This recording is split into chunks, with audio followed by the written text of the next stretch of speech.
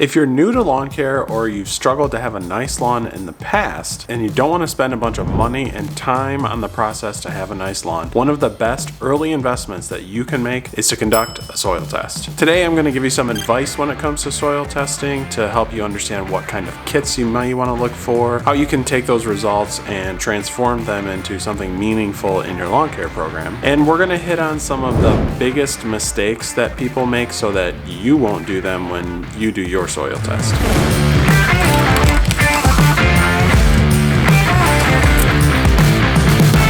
If you're willing to put in just a little bit more effort this year, soil testing can be a really good way for you to do a little something extra to save some money and time in the long run. You do a soil test and then you'll know for sure when you go to a big box store, order online, you'll know exactly what you need and the things that you don't, and you'll be able to save money on the things that you're buying for your lawn and maybe spend it elsewhere on something like weed control or fungus control. I'm not kidding when I'm telling you that you're also going to find people online that are going to tell you that soil testing is a waste of time, it's a waste of money. I don't work that way. I want some data to help me make some good decisions and know that when I go to the store and spend some money on something that it's going to be worth it. My soil test results right here. The big takeaway is one of the things I really wasn't paying attention to was my sulfur levels. That's the S on the soil test reading that you're going to get. And after I switched up my fertilizers to a fertilizer that just contained nitrogen to keep the lawn going and a heavier amount of sulfur, I'm telling you, my lawn has never been greener. I mean, from a money perspective, if you just follow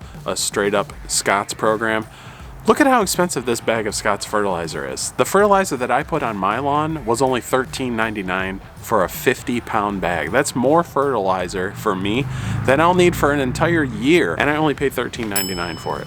It's not about the product, it's about the fact that I did a soil test and found out, hey, you really should be focusing your fertilizer efforts here instead of elsewhere. Don't get me wrong, some people really like trying a bunch of products, and that's fine, there's nothing wrong with that. I like trying stuff out too, especially so I can show you guys what kind of results I get with stuff, but just kind of fly by the seat of your pants. You'll end up with so many different lawn products that you may not even realize what works and what doesn't work. And on top of that, you end up like me, just so you can store all the stuff. I mean, wouldn't you rather just buy one thing that you know is going to give you the best result? So now I got to take all these bottles, I'm going to lug them inside and outside of the house and store them. And that's kind of like one of the secrets as you get more experience with lawn care. You start to understand that you might not need as many products as you think to actually get a green lawn. But you don't really know that unless you have some data to back that up. Fact of the matter is, it's not hard to do a soil test. I mean, basically at the end of the day, you grab some soil out of your lawn, and it doesn't matter if you use a shovel or if you're using something like a soil probe. I really like soil probes. It makes it super easy. This is one from AMS. They sent it to me over a year ago, and it's been a great product, really helpful for me. It makes it really easy to just extract cores out of your soil, gather them up, mail them away to a lab, and then get some results back. But of course, with everything in lawn care, there's options.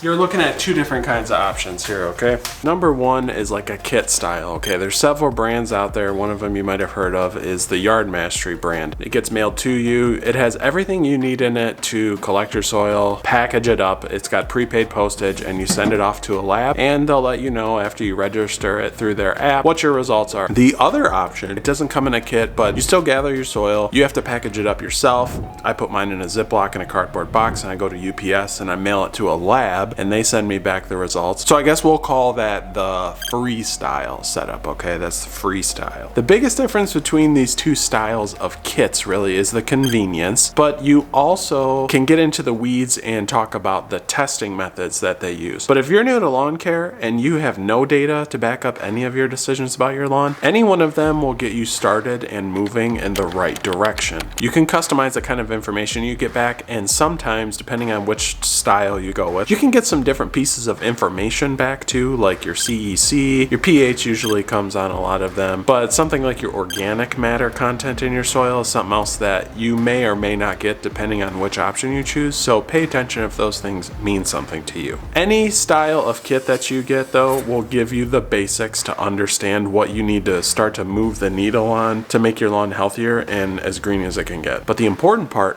is that you're moving in the right direction and you're not wasting money on things that you don't need to buy, like I talked about with the ammonium sulfate. But if you do it the wrong way, you can make mistakes time and time again. People taking their soil samples right around when they are applying fertilizer. That fertilizer needs time to break down and kind of get processed in the soil. So you want to make sure that you're taking this soil sample when your soil hasn't been fertilized for like 60 to 90 days. Otherwise, the soil you're actually pulling out of the ground's got way too much of a concentration of fertilizer in it, and the results you're going to get back are going to look a lot like the numbers on the bag of fertilizer that you threw down. This is why I recommend you do it in the springtime before you've put anything down and you can understand what you need to apply going forward. Start fresh and commit to doing a soil test this year, and don't just put any products down on your lawn because somebody told you to. Do it because you understand and you know what your soil needs.